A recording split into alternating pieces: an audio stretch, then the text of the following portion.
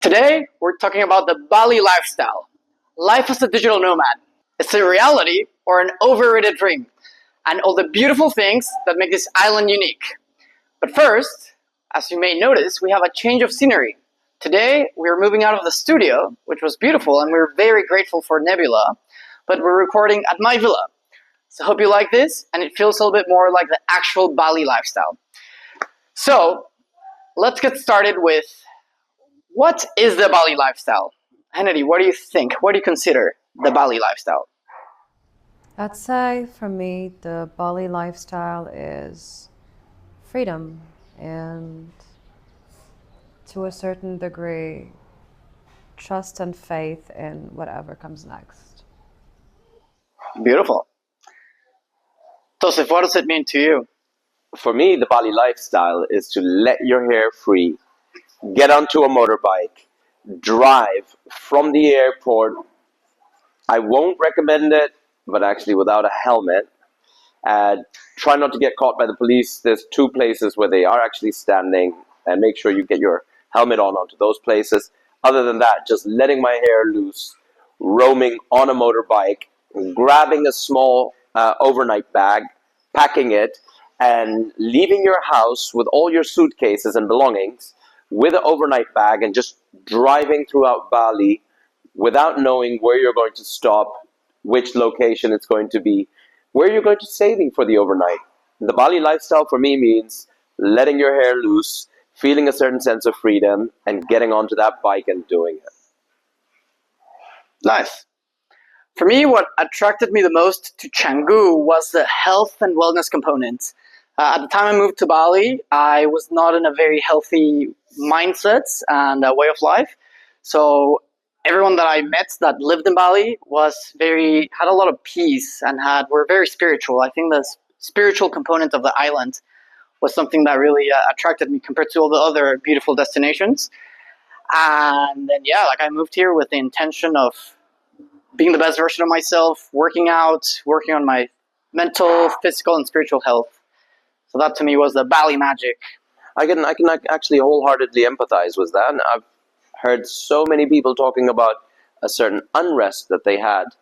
And when they came to Bali, all of a sudden, they became really super chill. They realized that life is completely different. In Bali, it is very different. They say that just like in Ibiza or Esvedera, actually more like, and Kopangan and Bali, also Tulum, majority of the ions in the world are collated together, so that, and whether it's true or not or a reality, but for me, whenever I come to Bali, I do get more at peace. I feel so much peace, and I relax, and I do understand that. It's also the environment and climate that it does that to you. Yeah.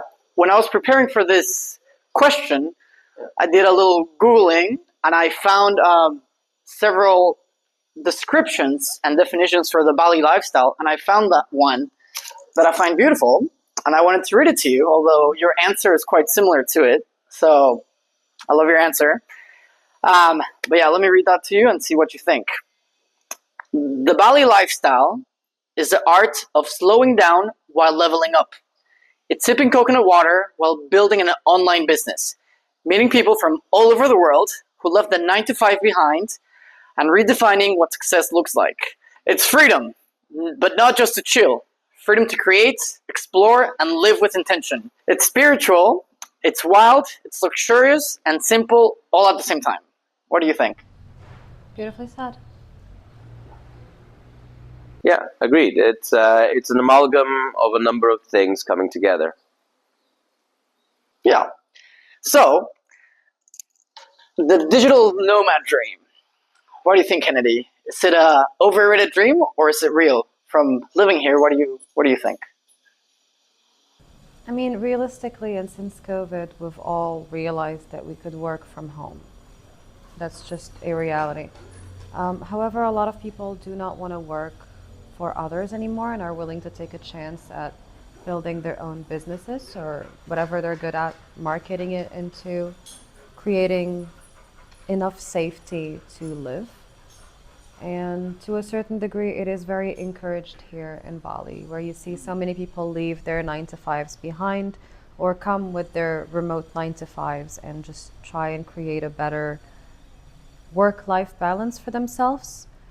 It is not as much of a dream as it is a reality here. Of course, it varies. You have a huge spectrum of people generating ridiculous amounts of wealth with very little effort, and people putting in so much work and barely surviving. So it is not always as simple as it might seem from an outside perspective. People do really put in a lot of time and effort working towards building something that's meaningful to them, and others have succeeded by doing that initially. So would we take a chance on doing it? I guess we are. And does it feel worth it? Absolutely. Yeah. Joseph, what do you think? I don't put that much effort into the whole work aspect. Work is you see, for me, life wherever you are is a bigger picture. Your goals are a bigger picture. Part of my life means if I am going to be working, I don't like to see work as work. I've always enjoyed working so much that if I receive a few phone calls in a day, it'll be just those phone calls. To me, it'll feel like it was nothing, whereas for some people, it would look like it was work. And because of those few phone calls, I've earned just some money, hardly putting any effort into it, as you said. Before coming to Bali, I was working about 3-4 hours a week and doing very well. And I was really living the life in Amsterdam. I was living the Bali life in Amsterdam. Um, yeah, I was. But when I came here, it's just the weather is so great. You can let your hair loose, and you can do stick in the same hours as you were sticking in Amsterdam. So the climate is fantastic. The people are super kind. The local Indonesians, and besides that, you've got in the expat communities, you've got the Ubudians, the Uluwatu people, with their mentalities, and you've got the Changuis. So you've got literally every kind of climate that if you want to be looking towards the mountains, and go visit a volcano, which is not, or a mountainous area, which is also possible in Bali.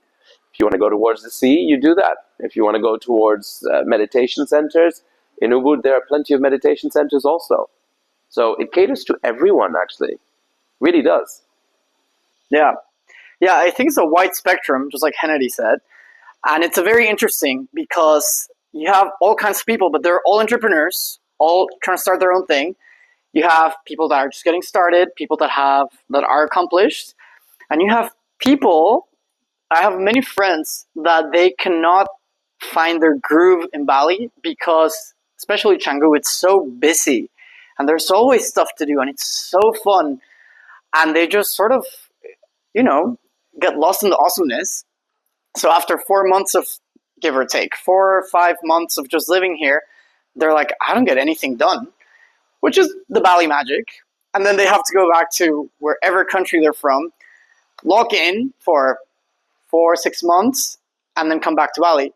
I also have friends that actually come to Bali for 3 or 4 months, based and just spend all their savings, and then go back to London, Italy, and then work their asses off for 6 to 8 months just so they can come back to Bali to live the Bali lifestyle just for a few months. So I find that quite interesting and very drastic. I mean, as a content creator, most things I do feel really, really fun. And it is not for a lack of how much effort and time I have to put in. I am the worst boss anyone could ever have, including myself. And I am unbelievably demanding and want nothing but perfection.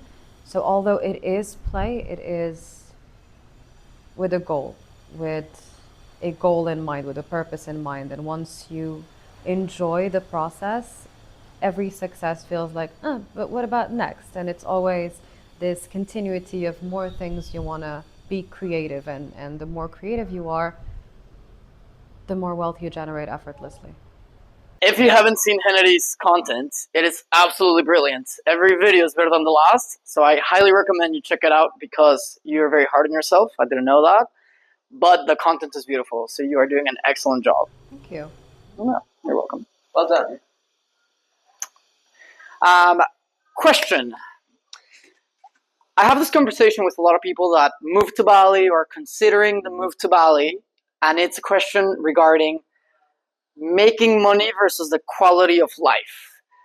Hennedy, I know you have something to say about this question. Please share with us your thoughts. Well, I find it slightly ridiculous that people assess how much wealth they generate by how much money they have, while the real wealth is how much freedom and comfort and safety you have. So if you make this much, but you don't get much comfort, freedom, and safety, then you are poorer than a person who makes way less but has comfort, freedom, and safety. So it becomes up to you to assess where in the world does your money buy you more or the most comfort, freedom, and safety. Yes. And that's where you have wealth. But that's determined by your filter of quality of level of life. If you look at life as in progressive format and you want to improve the quality of your life, yeah, you do look at what does my money get me for this? What do I get for this price? And then constantly keep improving the quality of life. Now, I was living in Amsterdam.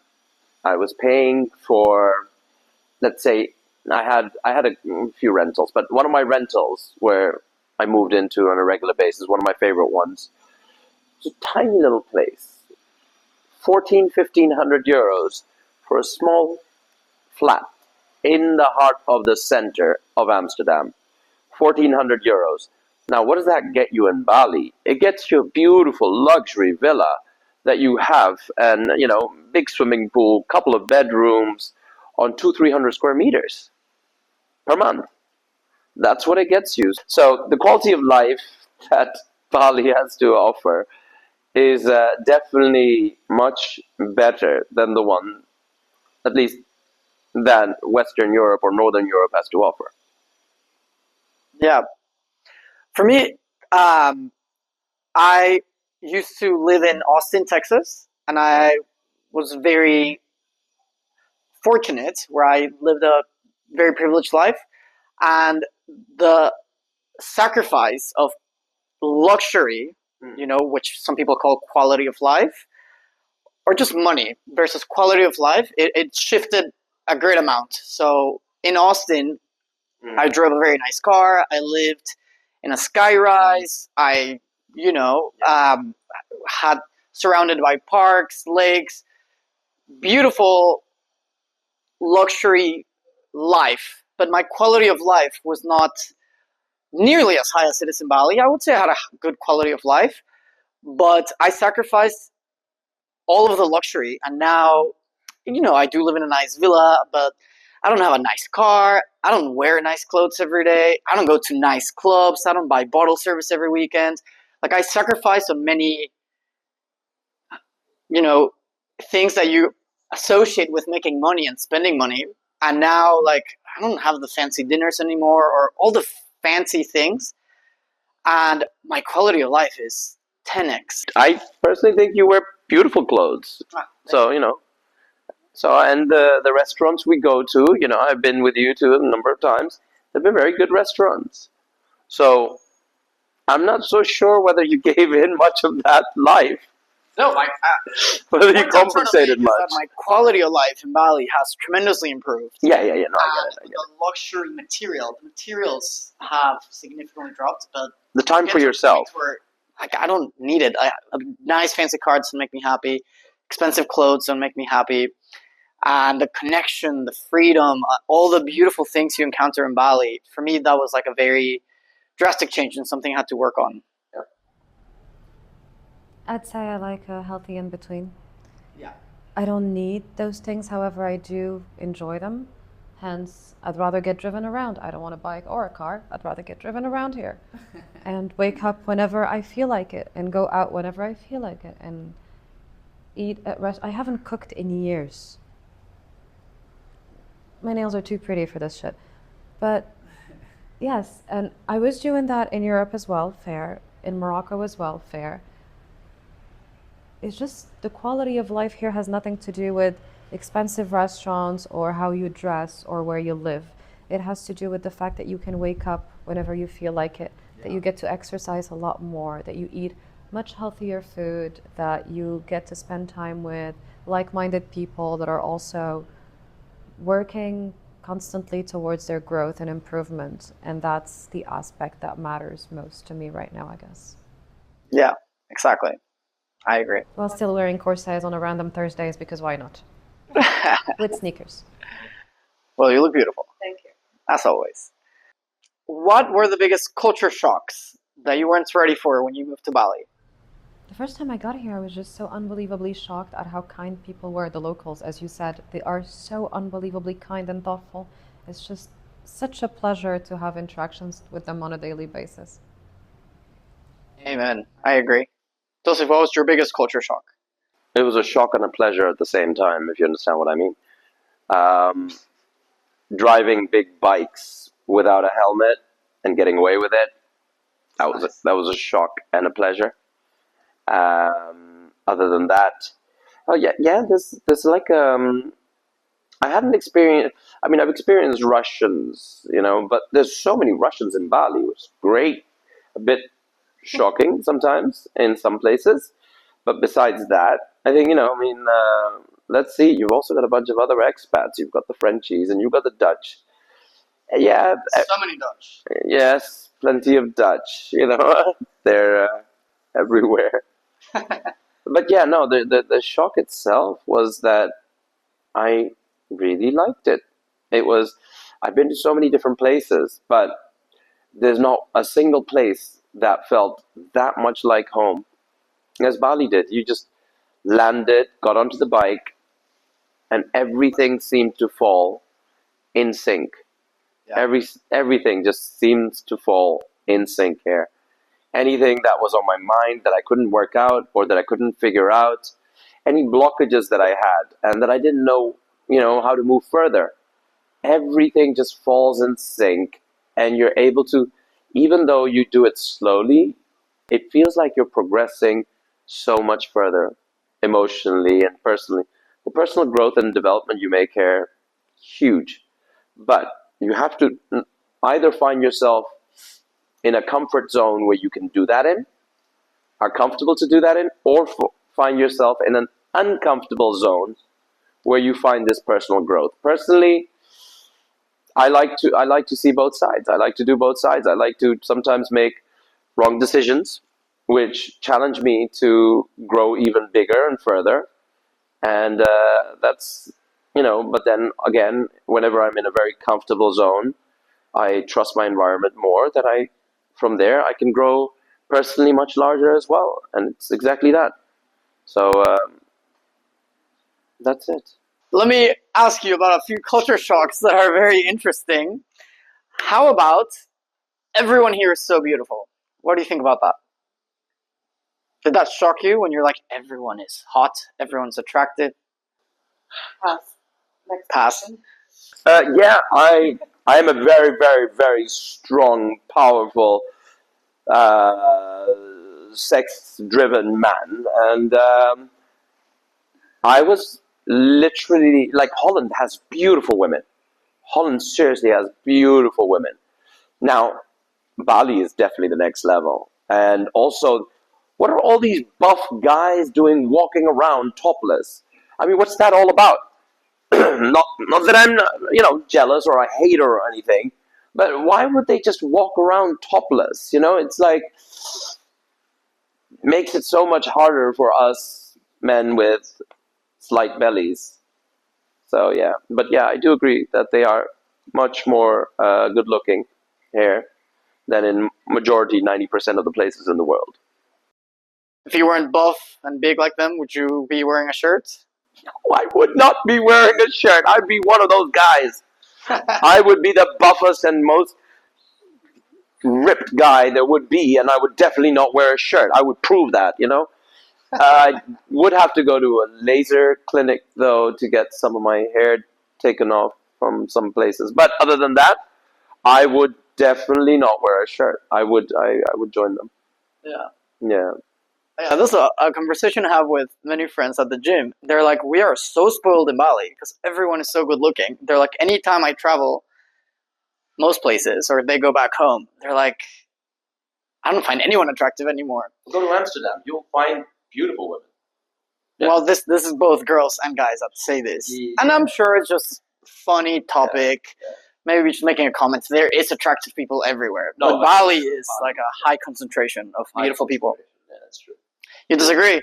Not at all. I mean, there is a huge difference between what you perceive as attractive and others, etc. So that is a whole different conversation. However, people do tend to put in more effort towards looking their best in a healthy way, where they eat healthier, they work out, so they will obviously look slightly more attractive than places with less sunshine and less gyms to homes ratio.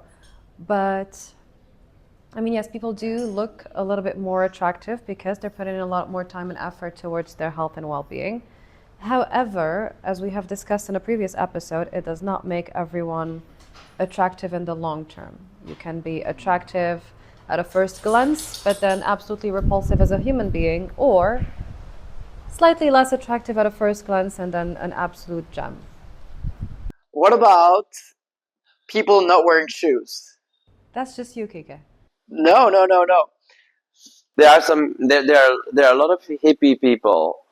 There are a lot of those that are very connected with the earth and like to call themselves as hippies, that walk around without wearing shoes and slippers because they want to feel grounded.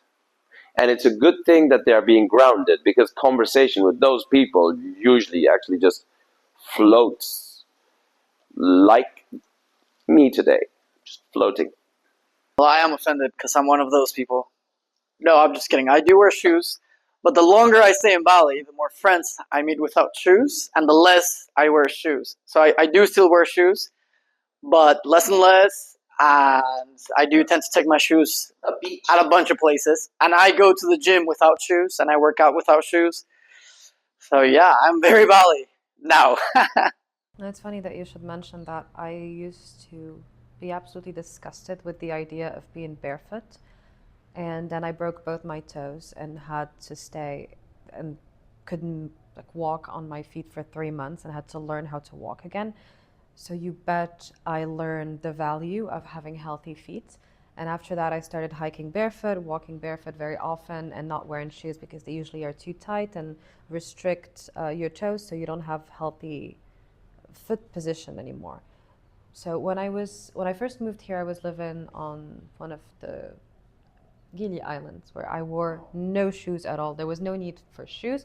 I would just dive and then go to the beach and dive again at the beach. So I was barefoot 24/7. It did not matter. You did not need shoes there. But here, I actually do need shoes. It's dirty. It's really hard. The floor is all, you can hurt yourself. So I am all for the no shoes policy. However, I'd rather do it on an island. Could someone gift me an island so I can be barefoot forever? Thank you. The Gillies. Whatever. I'm not that demanding.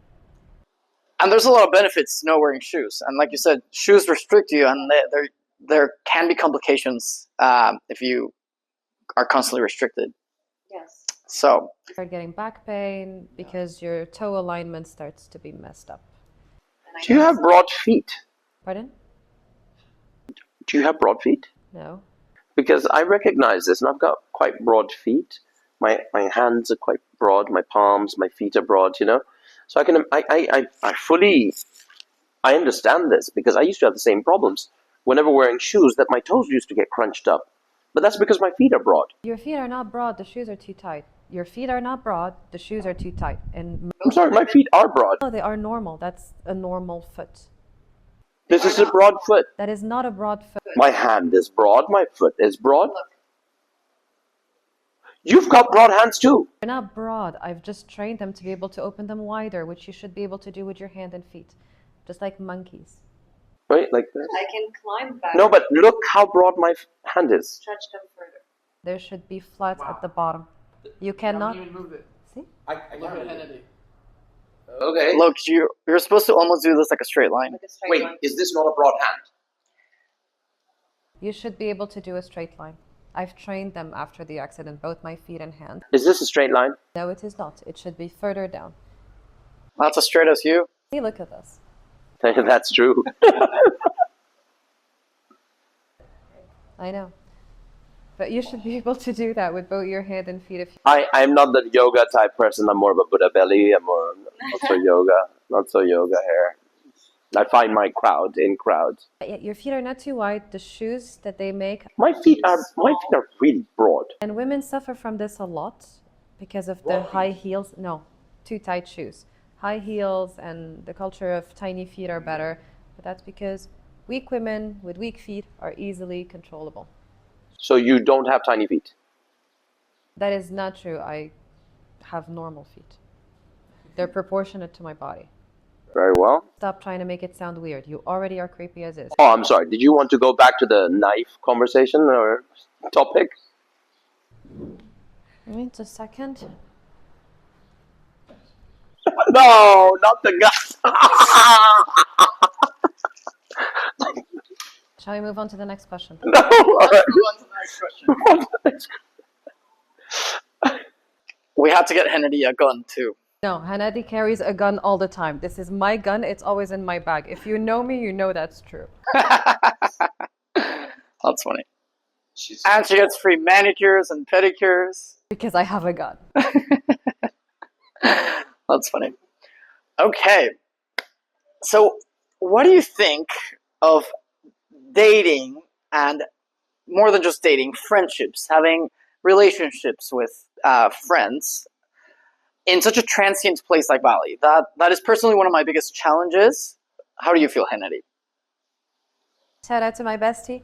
Now, I do have a best friend, and we met here, and that is a real problem that I considered initially. Oh, what if I can never actually find my people and have my tribe?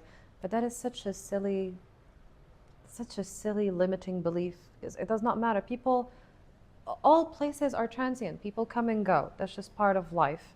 And some people will stay, and if those people stay and you get along, then you have friends. And if they leave, they will, and you still have friends. My bestest friend that I've known since I was a child lives in France, and it doesn't make us any less friends. We go on video calls very often. Distance does not matter. And I have friends all over the world, and they are my friends. And now I have one here, and I love her dearly. It's her birthday on Thursday, so we're going to be partying. And I met her here, and I thought that she was going to move out, but then she decided not to. So yay us. There is no such thing as a transient place. All places are transient. Yeah. I love that. So I'm sorry, I want to go more into detail about this question. So are you talking about having relationships in Bali, what it is like? Or do you mean having a friendship in Bali? Yeah. Like not romantically, but just having friends. Well, yeah, exactly. It's like having friends anywhere. But here you're gonna, like I said, you'll find your tribe. Either it'll be the Ubudians, it'll either be surfers, or it'll be the people who are partying almost every single day, almost. And you'll adopt a dog, and you'll go walking with your friends who have also adopted dogs. Yeah, you can find literally friends everywhere. In Bali, the people are so kind and nice that it's really easy to make contact and connections, especially if you're someone who's introvert, looking to make that first plunge out of introvertism, then Bali would be a great place to start. Yeah. Yeah, I think you can always, just like Kennedy said, find your tribe, find people that live here, and there's plenty of groups to find long-termers. But I would say it's definitely a challenge. I do meet people that are only here for like a few more days or a couple of weeks, and then so I try to filter out the places where I would be meeting short-term people. Why? And I try to focus more on meeting people with that I can have a long-lasting, meaningful relationship. Like, again, relationship and friendship. relationship, friendship. Yeah, exactly. So then you could be friends with someone and that is leaving. They could come back. It is a limiting belief to limit yourself thinking, oh, wow. I mean, you can meet an incredible person, someone that really impresses you, but simply because of your limiting belief thinking, oh, this person is leaving in about 2-3 days and I'm going to be heartbroken. It's vulnerability. You have to put yourself out there and maybe that person comes back to you. Oh, for sure. And I have almost every week I have someone that messages me, "I'm coming to Bali. Like, let's hang out." So I have met many people that come and go. But It takes a lot of your time, doesn't it? but yeah, I try to be wise and efficient with my time, and devote the time where I see it's going to pay off the most. Granted, I do meet people, and I'm kind and friendly with everyone. But just personally, I try to focus more on people that I can have a longer, more meaningful relationship. It becomes about watering your garden, having few friends, and watering that garden over trying to make more connections over and over again, because people get lost trying to meet the perfect person or the perfect group of friends or the perfect partner. But you get better results by having few that you accept as a whole, they accept you as a whole, and you water that garden. So how big is that garden? Depends on you. How big is your garden? Huge. Good for you. But I agree. Going to the quality versus quantity and dedicating more time to the few good friends and nurturing those relationships. To me, I agree with that. I don't have that much time for everyone. You don't water that garden enough then, do you? You don't seem to understand the meaning of watering the garden. He has not earned it, and I fear he might like it. Move on to the next one, please. Ew. Last question. What did living abroad teach you about yourself? What hasn't it taught me about myself? I've started traveling alone when I turned 18, and I started living abroad when I turned 20. So I love, love, love the time I spend alone. I know a lot of people might not feel that way, but I enjoy my own company so much. I know that I am the most loyal, trustworthy, caring, loving person I will ever have consistently throughout life. And I've just learned to enjoy my own company and value the time I spend together. And anywhere I go, anywhere in the world, I just know I have me and we have the greatest time together, me and me. And that's what I learned traveling, that no matter where, no matter what, no matter when, no matter what happens, there's always this like little inner voice that goes, be cool, that says jokes, that says, oh, let's go get a massage, let's go get food. So yeah. I love that. I feel about it. Yeah. When I started, I didn't have enough money to travel when I was a kid, and I always wanted to travel. And then when I started earning money, I was like, okay, I can finally afford to go to Europe and go to like so many places I always wanted to. And then I started just being like, okay, I'll wait for my friends when they're free so we can travel. And I waited for like 2 or 3 years, and I'm like, I've gone nowhere. So I got tired of waiting. And so it took me 2 or 3 years after I was ready to be like, fuck it, I'm just going to go on my own. And I did my first solo trip, and I loved it. I'm like, this is amazing. You meet so many people from all over the world, everyone's same mentality, same mindset. We're all exploring together. And I made so many friends, and that's how I started traveling over and over and over. And then I remember the first time I traveled with a friend, I didn't meet many other people because I was with that friend the entire time. And I felt like I was being held down by having a friend that's following you everywhere. And I was like, I prefer to travel alone. So that was a fun experience. I do enjoy traveling with friends, don't get me wrong. But I also love traveling alone. Joseph, what about you? Well, I learned how to pack my bags. Oh, your mom and wife didn't do it for you this time? They did actually. My mother always used to pack my bag for me. And then I got married. Then my ex-wife, used to pack my bag. Then my other ex-wife used to pack my bag. There were moments when I was traveling, and one of the wives used to call me when I was living on my own, and eventually, after the age of 33. No, wait. At the age of 33, I moved in with my ex-wife. When did I start living on my own? Anyway, point is that they used to call me and ask me, hey, do you have anybody to pack your bag? And then I had my housekeeper who used to help me pack my bag. So eventually... Independent boy. No. It was connected with completely something else.